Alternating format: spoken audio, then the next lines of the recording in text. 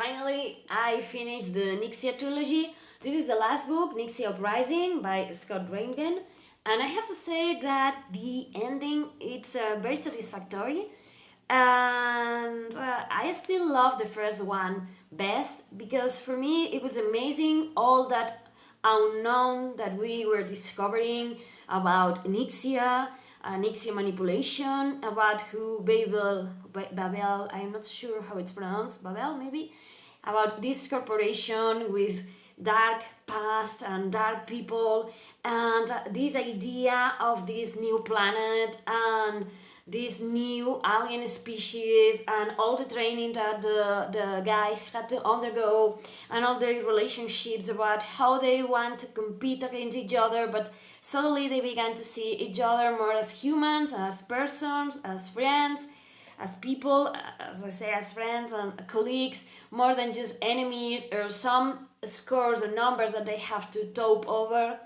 And the idea of the first one for me was amazing, and for me it's very hard to believe that it was a first book, that it was a debut book, because I mean, the world that the author has created, it looks like he has been writing for years.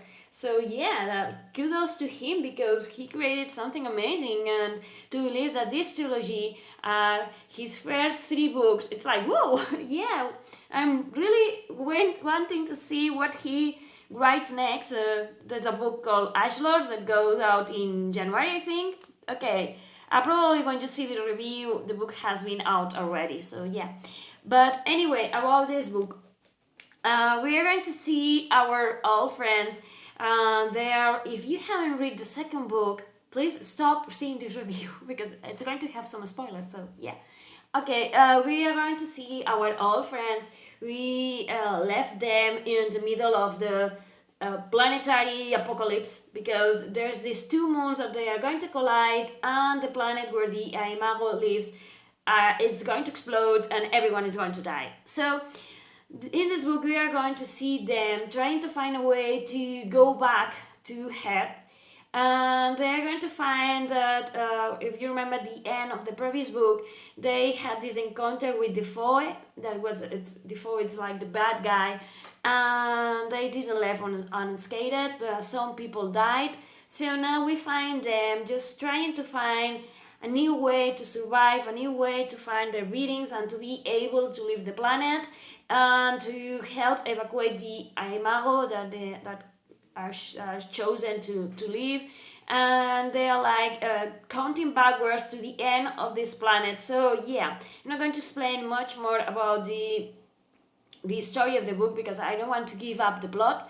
But yeah, I love the idea that's presented in this book, that they realize that whatever choice they make, there's going to be consequences, and consequences are not always good. And they have been choosing whatever helps them survive, and also they have been choosing whatever looks like the lesser evil, because But I like how in this book they began to reflect that they began to getting tired of having to choose what is the lesser evil.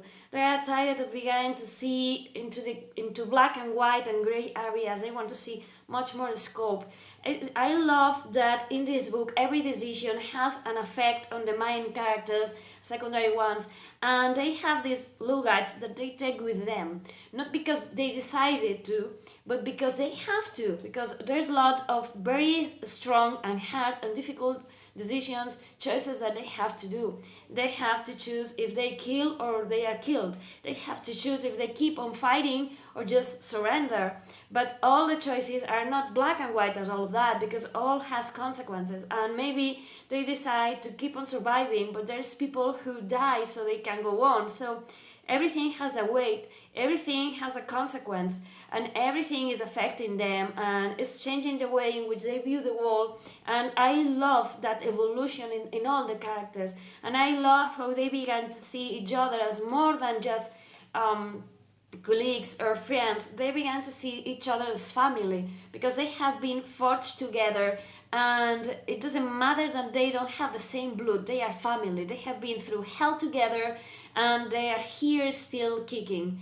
And I also love this idea about scars. We are going to find this reference in the book more than once, scars that are like ghosts, that have their weight, that influence. And I love this concept of even though they can talk with other people and say, hey, I went through this, uh, people can empathize, but only those people with the same kind of scars that you have can completely understand what you went through or are going through. So I love this idea because I think that in a way or another we all have our scars, and to find someone in which we can confide and we can say, see, this is my scar, I survived, but this happened, and have someone to understand completely what this means, it's priceless. I mean, empathy, it's very good, and we all should exercise empathy towards other people, but to really find someone who can understand where you come from, it's amazing. And I love this idea too. I also love the idea that we have soldiers from the other side of the battle, and the author has shown that these soldiers are human too. We are going to find soldiers who really deserve to die, and because they are blah. But we are going to find some who are shown as humans, and I think that it's a very good thing that the author doesn't dehumanize people. That maybe they are just on the other side of the battle. Maybe they are bad people who take joy in killing, but maybe they just weren't on the side that wasn't the right one. So I like that you think about these things too. I also keep on loving, as I said, for me these books, they have an amazing plot and they have amazing world building and they have tons of things, but for me these books are about characters, about people who don't come from maybe the best place in the world, but are making the best versions of themselves. I love that we have kids who come from places where they had or no money or no parents, or where they were bullied or where they were picked on or whatever. I like to see characters of different races, of different colors, and I like to see different representations about what love is. I love seeing same-sex couples in this book. There's lots of things that makes me love this series, but above all, it's all the characters, because you have all kind of characters. You have lucky ones and you have the unlucky ones, and I love how they decide to try to be best, to be better, to be the best version possible of who they are in the moment. So yeah, I mean, these books are amazing. I mean, whoa. I also love the ending of the series. I'm not going to say anything, but for me it was very satisfactory. As I said, I was expecting something darker. I don't know, everyone dead, everyone floating in the space or whatever. Yeah, it ends in kind of an open ending. So now what happens now, it's like, okay, you can imagine whatever you want.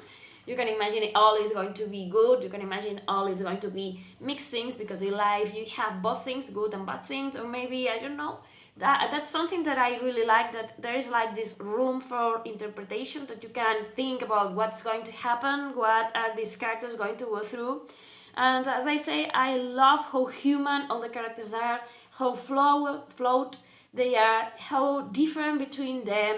And yeah, it's amazing. Just if you like dystopian novels, if you like sci-fi, if you like space operas, if you like grounded, amazing characters, you're going to love these books. So yeah, pick them up. Thanks for watching. Bye.